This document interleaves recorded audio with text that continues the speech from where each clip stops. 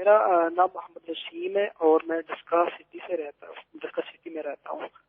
تو آپ اتنی ارشاد فرمائیے کیا پسند کی شادی کروانا جائز ہے یا نہیں ہے، اور اس کو اپنے والدین کے لیے راضی کرنا بھی جائز ہے اس میں یا نہیں؟ پسند کی شادی کرنا اور اس کے لیے والدین سے ریکویسٹ کرنا، یہ پوچھا؟ ہاں، یہ صورت مسئولہ تو ایسی ہے کہ یہ جائز ہے دونوں، مگر پسند کی شادی کے پہلے جو کچھ ہوتا ہے نا، اس میں تقریباً یہ سب گناہ کے کام ہوتے ہیں. پیچ لڑتا ہے تو ملاقات ہوتی ہے تو فون پر ترکیب بنتی ہے تو وہ تحفوں کی لین دین ہوتی ہے، یہ سب گناہ ہے. یعنی کہ وہ تحفہ تو یہ رشوت ہے جو یہ عشق مجازی میں دیتے ہیں، تو پھر وہ گھر میں ریکویسٹ کرتے ہیں، یہ ان کی مہربانی کی ریکویسٹ کرتے ہیں. ریکویسٹ جب مسترد ہو جاتی ہے تو پھر اڑی کرتے ہیں، ضد کرتے ہیں، پھر بھی ڈانٹ دیا جاتا ہے کہ ہماری برادری یوں ہے تو اس کی برادری یوں ہے، تو پھر یہ بھاگ جاتے ہیں اور کورٹ میرج کر لیتے ہیں. ماں باپ کی دل آزاری، خاندان کی رسوائی اور ٹھیک ٹھاک ذلت ہوتی ہے، تو ایسا نہیں کرنا چاہیے.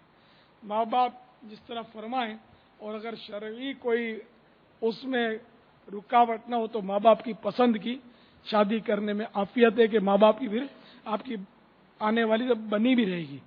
اور آپ اگر زبردستی کہیں سے گھسیٹ کے لاؤ گے تو پھر وہ ساس بہو کے جھگڑے کا امکان بہت بڑھ جائے گا. واللہ تعالی اعلم ورسولہ اعلم عز وجل وصلی اللہ تعالی علیہ وآلہ وسلم. کورٹ میرج میں گھر میں بھی کفر کے مسائل تو ہوتے ہیں بعض اوقات. پسند کی شادی میں کفر کے مسائل ہوتے ہیں.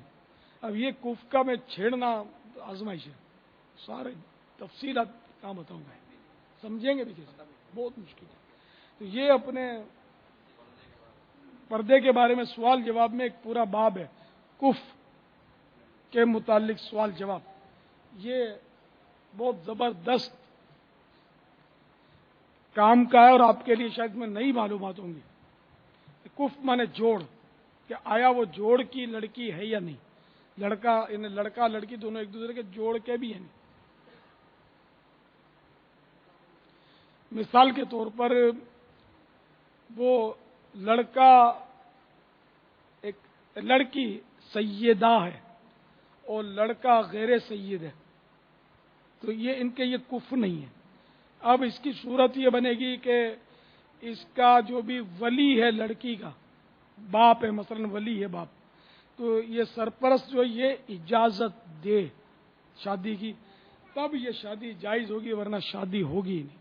سیدہ کو کوئی بھگا کے لے گیا، شادی کر لی، تو یہ غیر کفر میں اس نے شادی کی، شادی نکاح نہیں ہوگا.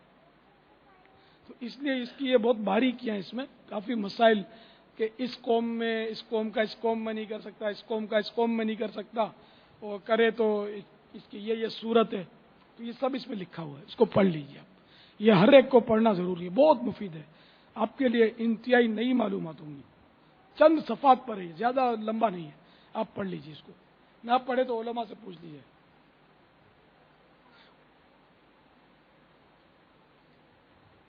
ہاں، لڑکے کا جوڑ ہونا ضروری ہے، لڑکی کی طرف سے کوئی شرط نہیں ہے. جیسے کہ مثلا لڑکا سید ہے اور لڑکی غیر سید ہے تو نکاح ہو جائے گا. سرپرست کی اب اجازت کی ضرورت نہیں ہے.